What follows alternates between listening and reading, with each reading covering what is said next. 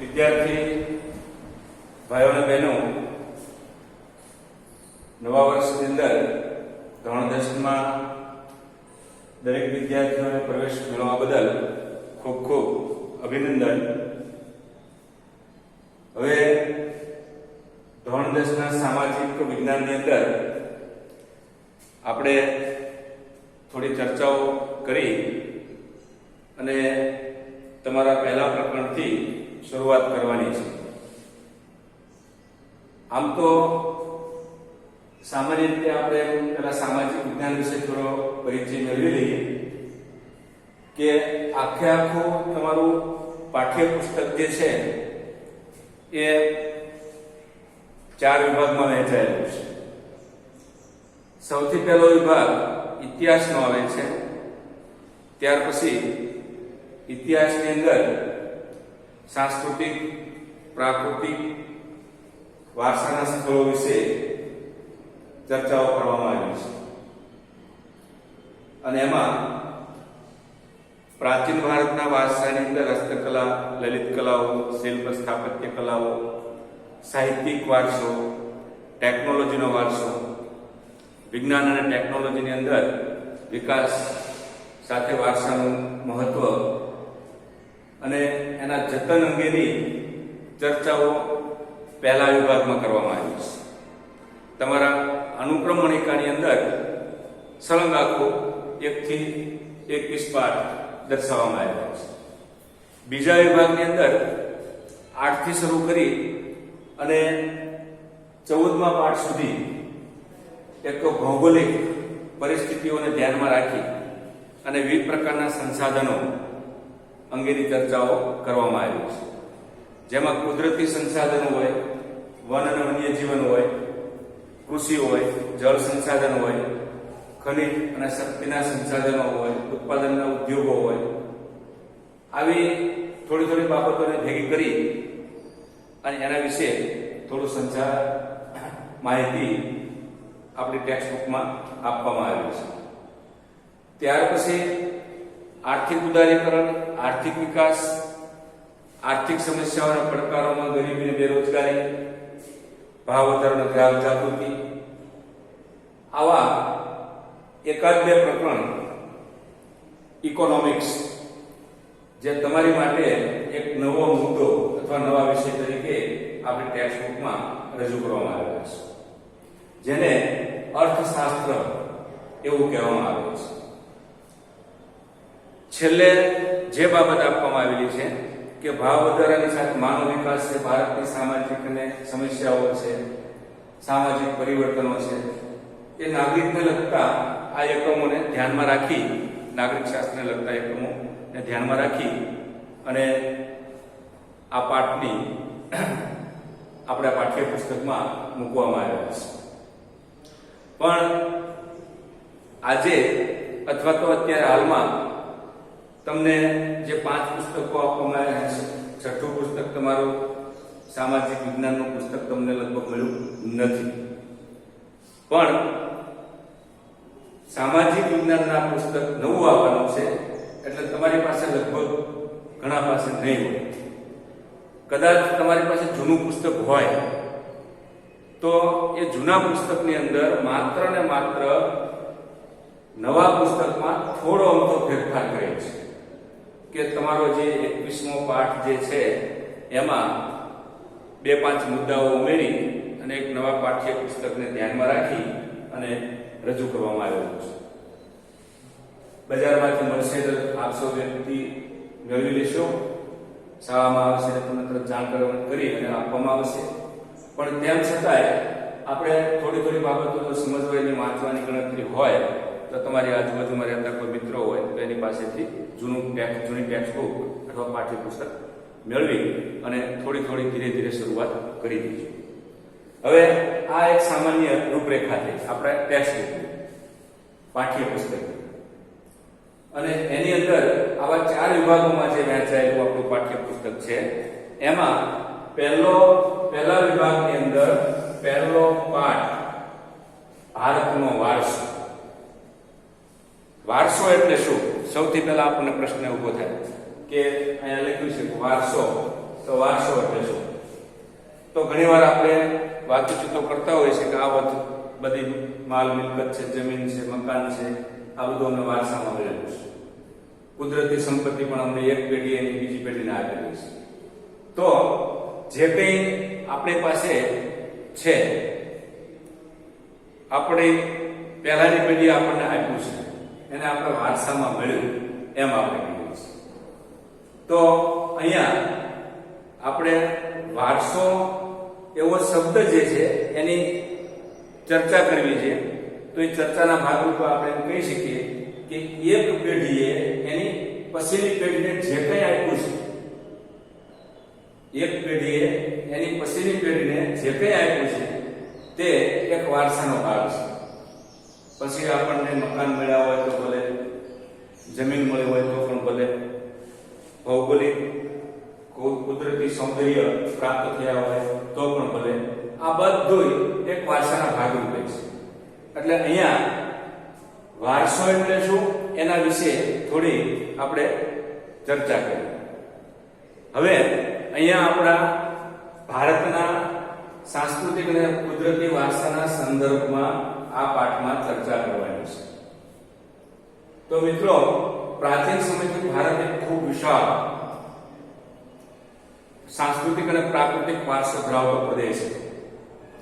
અને એમાં આપણા પ્રાચીન ગ્રંથોની અંદર, વિષ્ણુ પુરાણની અંદર સમુદ્રની ઉત્તરે અને હિમાલયની દક્ષિણે આવેલું સ્થાનનું નામ ભારત વર્ષ આપવામાં આવ્યું છે. તમે મહાભારતની અંદર પણ સિરિયલમાં ઘણીવાર જોયું છે ભારત વર્ષ શબ્દનો ઉપયોગ થાય છે. અને એને ભારત વર્ષ એવા નામથી પણ સંબોધવામાં આવે છે. હિમાલયની દક્ષિણે અને સમુદ્રની ઉત્તરે જે મધ્ય ભાગની અંદર જે ભૂમિખંડ આવેલો છે તેને આપણે ભારત વર્ષ એવા નામથી ઓળખીએ છીએ, જેના આપણે સૌ સંતાનો છીએ, એટલે કે ભારતીય છીએ તેમ કહેવાયું છે. બીજી બાબત, ભારતમાં શુભ કાર્ય પ્રારંભે લેવાતા સંકલ્પોમાં, કોઈ આપણા ઘરની અંદર સારું કાર્ય હોય ત્યારે કેટલાક સંકલ્પો લેવડાવવામાં આવે અને એ સંકલ્પો સમયે કેટલાક શબ્દોનો ઉપયોગ કરવામાં આવે. તો એમાં ભરતખંડ છે, જંબુદીપ છે, આર્યવ્રત છે, આવા વગેરે શબ્દોનો ઉપયોગ થતો આપણા ગ્રંથોની અંદર જોવા મળે છે. એટલે આવી અલગ અલગ બાબતોથી આપણા દેશને સંબોધવામાં આવે છે. અને આ વિશાળ ભૂમિખંડને એ ભારત વર્ષ એવા નામથી આજે આપણે ઓળખીએ છીએ. બીજું, પૂર્વ, પશ્ચિમ અને દક્ષિણ ત્રણ દિશામાં સમુદ્ર અને ઉત્તર દિશામાં હિમાલયની ગિરિમાળા એવી કુદરતી સીમાઓ ધરાવતો આપણો દેશ છે. હવે સામાન્ય તમે જુઓ કે ત્રણ દિશાઓની અંદર સમુદ્ર, એક બાજુ એટલે સમુદ્ર, પશ્ચિમ બાજુ દક્ષિણે હિન્દ મહાસાગર, પૂર્વે બંગાળની ખાડી અને ઉત્તરે પહાડોથી ઘેરાયેલી એક કુદરતી ભૂમિના હિમાલયના પર્વતો ધરાવતા પ્રદેશો આવેલા છે. અને આ સમગ્ર પ્રદેશ એ ભારતને ઠંડી અને વિદેશી આક્રમણોથી હંમેશા બચાવતો રહ્યો છે. તો આવો એક મધ્યની અંદર ભૂમિખંડ ધરાવતો આ ભારત વિશાળ ભૂમિખંડ તરીકે ઓળખવામાં આવે છે. બીજું, ઉત્તર દિશામાં હિમાલયની ગિરિમાળા એવી કુદરતી સીમાઓ ધરાવતો આપણો દેશ છે. આપણા દેશની સમૃદ્ધિથી આકર્ષાઈને અનેક વિદેશી પ્રજાનો વેપાર કરવા આવ્યો અને સ્થાયી થઈ અને ભારતના આ મહાનદીની અંદર ભળી ગયું. આપણે સૌ જાણીએ છીએ કે સૌથી પહેલા યદુ, તુરુ, મનુ, વરદ આવી વિવિધ પ્રકારની પ્રજાતિઓ ભારતની અંદર આવી. પછી એ પ્રજાતિઓમાંથી ભરત નામની જાતિ ઉપરથી આ દેશનું નામ ભારત વર્ષ પાડવામાં આવ્યું છે, આવું કહેવાય છે. ઘણા શબ્દોની અંદર હિન્દુસ્તાન શબ્દ વાપરીએ છીએ, ભારત શબ્દ વાપરીએ છીએ, હિન્દ શબ્દ વાપરીએ છીએ. આવા અલગ અલગ નામોથી આ ઓળખાતા ભૂમિખંડને આપણે સૌ ભારત દેશના ભારતીય છીએ એવા સંબોધન સાથે આ ભારતની ભૂમિના આપણે વારંવાર વખાણ કરતા હોઈએ છીએ. તો આ ભારતની ભૂમિમાં એવું કઈ બાબતો હતી કે એ બાબતોને ધ્યાનમાં રાખીને વિદેશી પ્રજાઓ આવે છે.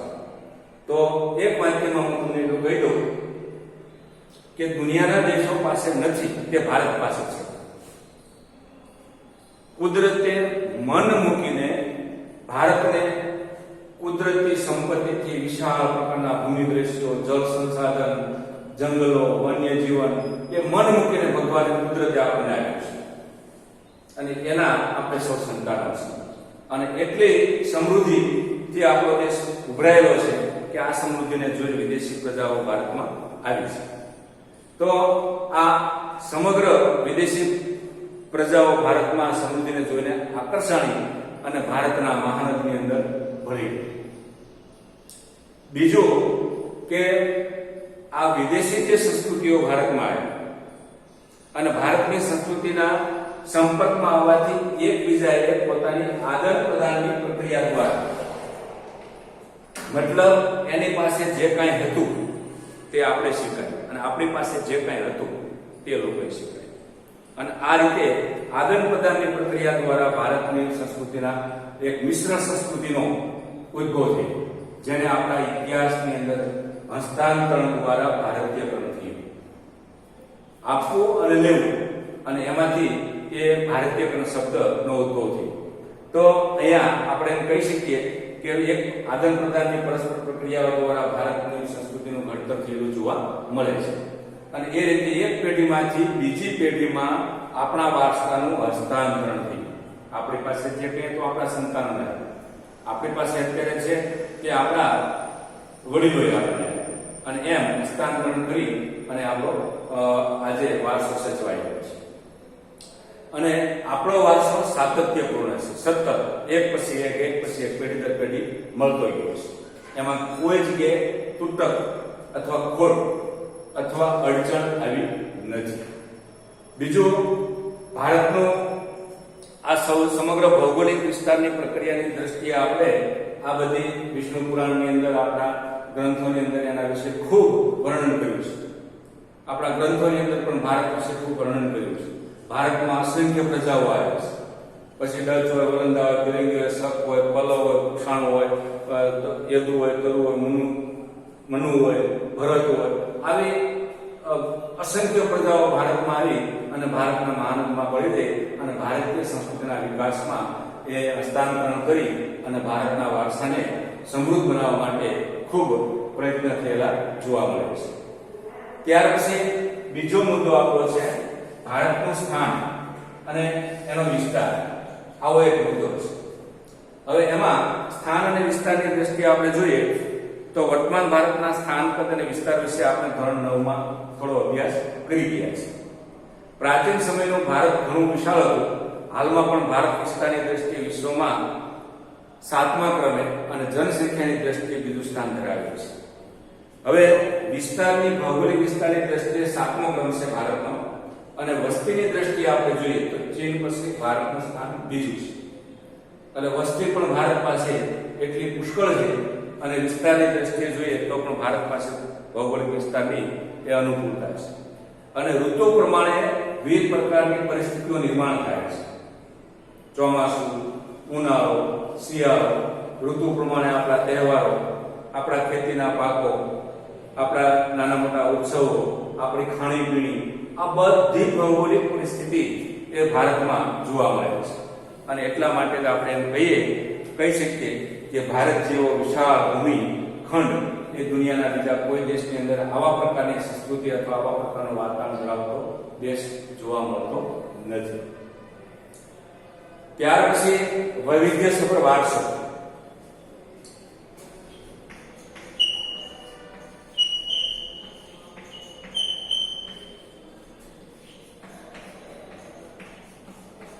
હવે વૈવિધ્યસભર વારસાની અંદર ભારતની ભૂમિએ આપણને અને વિશ્વને સમૃદ્ધ અને વૈવિધ્યસભર વારસો આપ્યો છે. આપણે થોડી બાબતો વિશે ઘણી બધી બાબતો ચર્ચા કરી તો વૈવિધ્યસભર વારસો એટલે શું? તો કે આપણું વન્ય જીવન જુઓ, લોકોની બોલાચાલી જુઓ, એના તહેવારો જુઓ, એની રહેણી જુઓ, એના ઉત્સવો જુઓ, એની પરંપરાઓ જુઓ, આ બધું વૈવિધ્યસભર છે. તેની બોલવાની રીતભાત જુઓ, આ બધીમાં વિવિધતા જોવા મળે છે. અમુક પ્રાંતોની અંદર અલગ અલગ ભાષાઓ છે, અલગ અલગ ખોરાકો છે, અલગ અલગ તહેવારો છે, અલગ અલગ ઉત્સવો છે. આવી વૈવિધ્યસભર સમૃદ્ધિથી ભારત એ એક અજોડ દેશ તરીકે વિકાસ પામ્યો છે.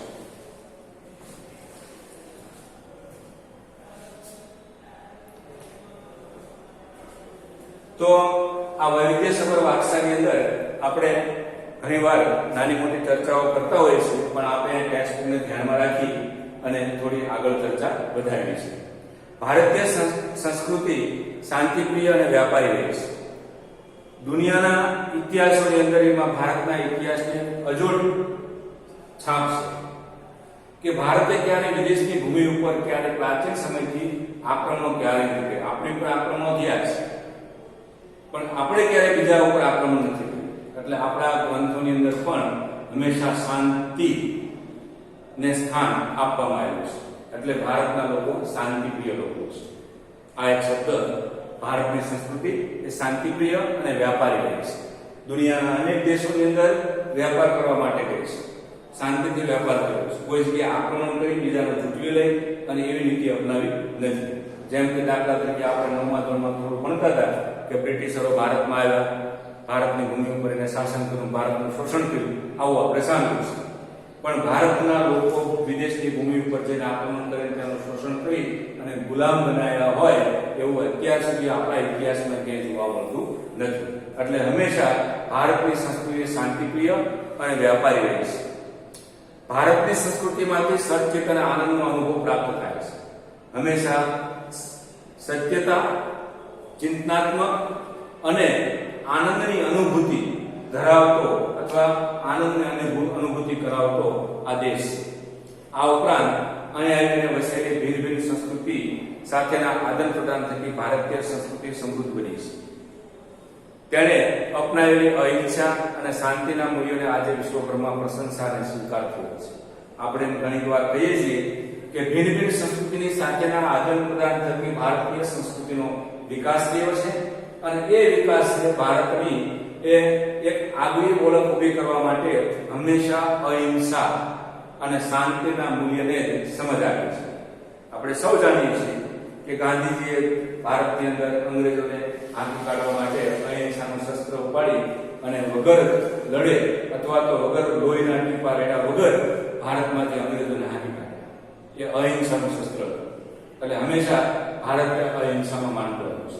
હિંસા વગર શાંતિપ્રિય રીતે કોઈ પણ કાર્ય કરવું અને એના મૂલ્યોની સમજ આ ભારતના મૂલ્યો રહે છે. બીજું મહત્વની બાબત એ છે કે સિંધુ ખીણની સંસ્કૃતિના લોકોથી શરૂ કરીને આજ દિન સુધીના લોકોએ ભારતને પોતાની આવડત, બુદ્ધિશક્તિ, કલા કૌશલ્ય દ્વારા સમૃદ્ધ બનાવ્યું છે. આપણે સૌ જાણીએ છીએ કે વિશ્વની પ્રાચીનતમ સંસ્કૃતિઓમાં ભારતની સંસ્કૃતિ ખૂબ સમૃદ્ધ છે અને એમાં ભારતની પ્રાચીન સંસ્કૃતિ તરીકે સિંધુ ખીણની સંસ્કૃતિ તરીકે ઓળખીએ છીએ. સિંધુ ખીણની સંસ્કૃતિ હોય, હડપ્પા હોય, લોથલ હોય, મોહેંજો-દડો હોય, ધોળાવીરાની સંસ્કૃતિ હોય, એમાં જે કંઈ આપણને મળ્યું છે, જેમાંથી જે કંઈ બાબતો આપણને પ્રાપ્ત થઈ છે તે આપણી અજોડતા, આપણી અહિંસા અને આપણે વ્યાપારી પ્રજા તરીકે સ્થાન પ્રાપ્ત થયું છે. એટલે એમ કહેવાય કે સિંધુ ખીણની સંસ્કૃતિથી શરૂ કરીને માનવીએ પોતાની બુદ્ધિ, શક્તિ અને આવડત અને કલા કૌશલ્ય દ્વારા નિર્માણ કરીને ભારતની સંસ્કૃતિના વારસાના ભાગરૂપે આપણને આપ્યું છે અને તે આપણી પેઢી દર પેઢી સંસ્કૃતિને આપણે આપતા ગયા છીએ અને એનો વિકાસ થયો છે અને સાચવતા રહ્યા છે. ભારતના ભવ્ય વારસાના નિર્માણ અને ઘડતર માટે અનેક ઋષિમુનિઓએ, સંતો, વિદુષીઓ, વિદ્વાનો, ચિંતકો, કલાકારો, કારીગરો, વૈજ્ઞાનિકો, સંશોધકો, સાહિત્યકારો, શિક્ષણ શાસ્ત્રીઓ, રાજનીતિજ્ઞો, ઇતિહાસકારો, સમાજ સુધારકો વગેરે અગત્યનો ફાળો આપ્યો છે. મતલબ એ છે કે ભારતની આ સંસ્કૃતિના ઘડતરમાં અથવા તેના વિકાસની અંદર અનેક વ્યક્તિઓએ મહત્વનો ફાળો આપ્યો છે. પછી એમાં સંતો હોય, ઋષિમુનિઓ હોય કે વિદુષીઓ હોય, વિદ્વાનો હોય, ચિંતકો હોય, કલાકારીગરો હોય કે સંશોધકો હોય કે સાહિત્યકારો, શિક્ષણ શાસ્ત્રીઓ હોય, એને જે પોતાની પાસે જે કંઈ હતું તે બીજાને આપ્યું છે અને એ બીજાને આપી અને એના વિકાસની ગતિ તરફ લઈ જવામાં આ મહત્વનો ફાળો આપ્યો છે. એટલે મિત્રો, અહીંયા એક આપણે એવો પ્રશ્ન કાઢી શકીએ કે સંસ્કૃતિના ઘડતરમાં કોને કોને મહત્વનો ફાળો આપ્યો છે. તો આપણે લખી શકીએ કે સંસ્કૃતિના ઘડતરની અંદર ઋષિમુનિઓ છે, વિદુષીઓ છે. વિદુષીઓ જેમ ઋષિમુનિઓ હતા એમ સ્ત્રીઓ પોતે સાહિત્યનું નિર્માણ કરીને સમાજને સારા માર્ગ તરફ લઈ જવા માટે જે મહત્વનું યોગદાન આપતા હતા એની માટે વિદુષી શબ્દ વપરાયેલો છે. પછી લોપામુદ્રા હોય, વિશ્વવરા હોય, આવી સ્ત્રીઓએ પણ ભારતની સંસ્કૃતિની અંદર નિર્માણમાં મહત્વનો સાથ આપ્યો છે. ચિંતકો, કલાકારીગરો, વૈજ્ઞાનિકો, સાહિત્યકારો આ બધાએ ભારતની સંસ્કૃતિના ઘડતરમાં કોઈને કોઈ રીતે ફાળો આપી અને એનો વિકાસ કરેલો જોવા મળે છે. બીજું, તેમના ધર્મ, શાસન, શૈલી, ભાષા, કલા, ચિત્ર, બોલી, પહેરવેશ અને રીત રિવાજો વગેરે પણ ભારતને મળ્યા. આ રીતે ભારતમાં ભારતીય સંસ્કૃતિનું નિર્માણ થયું. ભારતની સંસ્કૃતિની અંદર વિવિધ પ્રકારના ધર્મો, ધર્મની સાથે વિવિધ પ્રકારની ભાષાઓ, વિવિધ પ્રકારના કલા કૌશલ્યો, વિવિધ પ્રકારના ચિત્રો, બોલી, વિવિધ પ્રકારના પહેરવેશો. આપણા પ્રદેશની અંદર ભારતના વિવિધ ભૂમિખંડોમાં તમે જાઓ તો અલગ અલગ પ્રકારની બોલીઓ બોલાય છે, વિવિધ પ્રકારના પહેરવેશો પહેરાય છે, અલગ અલગ પ્રકારના ધર્મનું પાલન કરવામાં આવે છે, અલગ અલગ પ્રકારના રીત રિવાજો છે. અને આ બધી બાબતો એ ભારતની સંસ્કૃતિને, ભારતીય સંસ્કૃતિના ઘડતરમાં મહત્વનો ફાળો આપ્યો છે. એટલે ભારતની સંસ્કૃતિને આપણે શું કહીએ છીએ કે ભારતીય સંસ્કૃતિનું નિર્માણ કરવામાં આ મહત્વનો ભાગ છે. હવે સંસ્કૃતિનો અર્થ. હવે સામાન્ય રીતે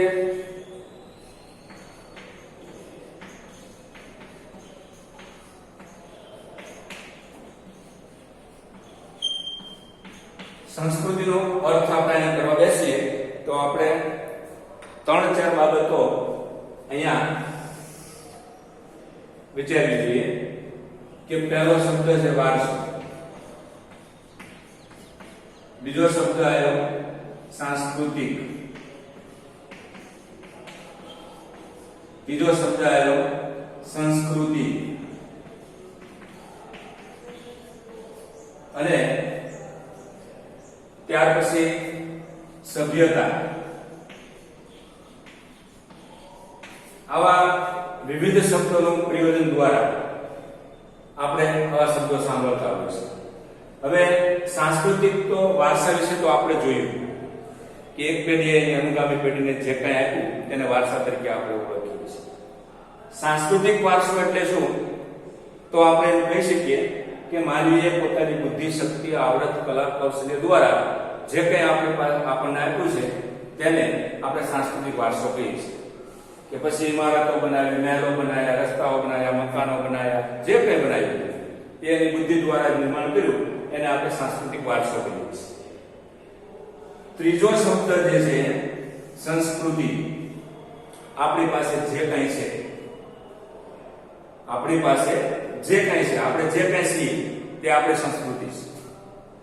દાખલા તરીકે બોલવા ચાલવાની રીત, પહેરવેશ, ભાષાઓ, આપણી રહેણી કહેણી, આપણા રીત રિવાજો, આપણી પરંપરાઓ, આ બધી આપણી સંસ્કૃતિ છે.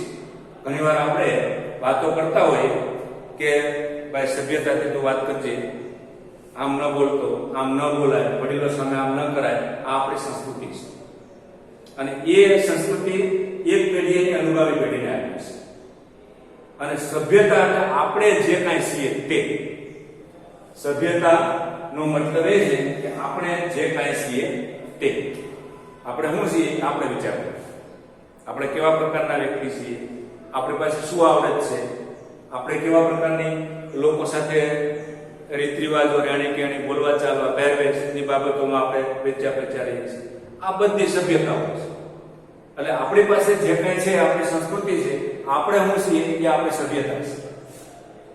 અને આ રીતે ભારતની સંસ્કૃતિના ઘડતરમાં આ બધા પરિબળોએ સાથ સહકાર આપીને વૈવિધ્યસભર સંસ્કૃતિનું નિર્માણ કરવામાં મહત્વનો ફાળો આપ્યો છે. હવે સંસ્કૃતિનો અર્થ અહીંયા બહુ 3-4 આવે મુદ્દાની અંદર 2-3 પ્રશ્નો તમને છેલ્લે હું બોલીશ એ તમે જોઈ લીજો. સંસ્કૃતિનો અર્થ એટલે શું? કે સંસ્કૃતિ એટલે જીવન જીવવાની રીત. જીવન કેમ જીવવું? સંસ્કૃતિ એટલે કે જીવન જીવવાની જે રીત આપણને આપે છે એને સંસ્કૃતિ કહેવાય છે. મેં કીધું ને કે આપણી પાસે જે કાંઈ છે એના આધારે આપણું જીવન જીવીએ છીએ. પછી પહેરવેશો હોય, પરંપરાઓ હોય, માન્યતાઓ હોય, આ સંસ્કૃતિ છે આપણે.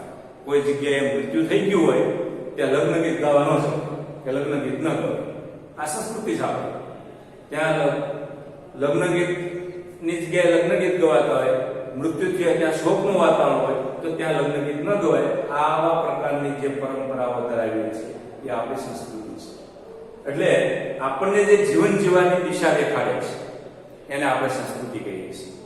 દેશ કે સમાજમાં કાળક્રમે બદલાતા સંજોગો અનુસાર જીવન જીવવામાં આવતા પરિવર્તનો, સુધારા, સામાજિક નીતિ રીતિ ઇત્યાદિ વડે ભિન્ન ભિન્ન સમાજોની સંસ્કૃતિ બને છે. સંસ્કૃતિ એટલે માનવ મનનું ખેડાણ. સતત મનની અંદર નવા નવા વિચારો ઉદ્ભવતા ગયા, નવી નવી પરંપરાઓ આવતી ગઈ, એને માનવ મનનું ખેડાણ એવું કહેવામાં આવ્યું છે.